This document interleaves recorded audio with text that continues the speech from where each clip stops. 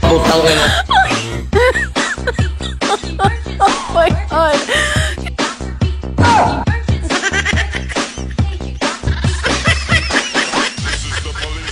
Ginagawa.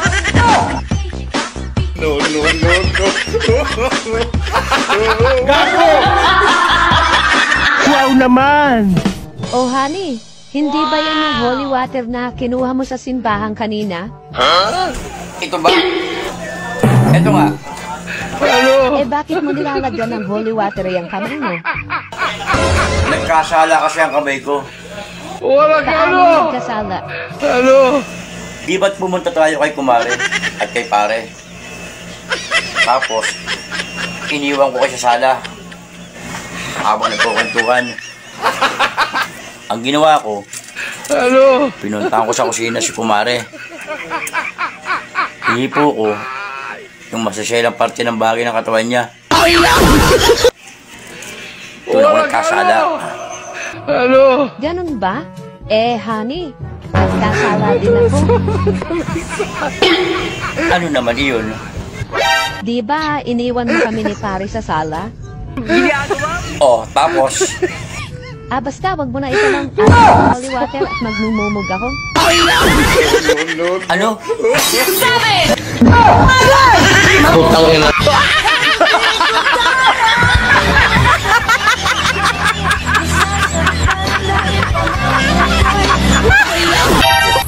Hoy, Sika! O sika, ikaw na naman. Ano naman yun? Pag swerte ka na sa babae, mambabae ka pa din. Ano? Pakiulit nga.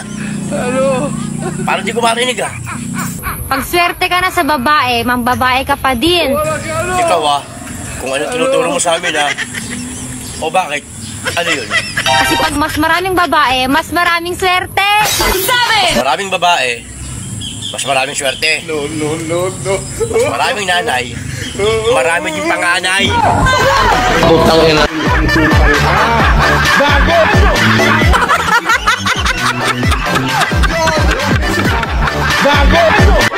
Eh, yung brief mo na iwan doon sa kama niya. Sana all. Hindi yun sa akin.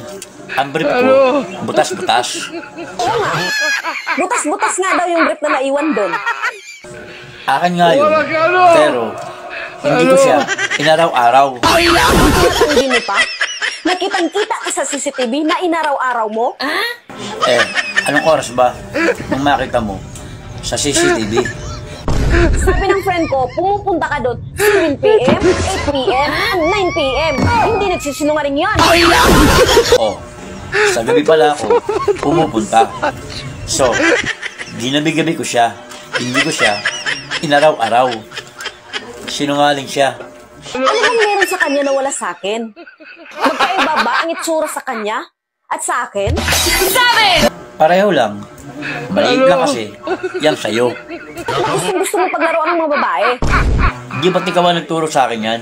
Wala Ang sabi mo pa nga, laruin mo muna bago pasok. Sip-sipin mo!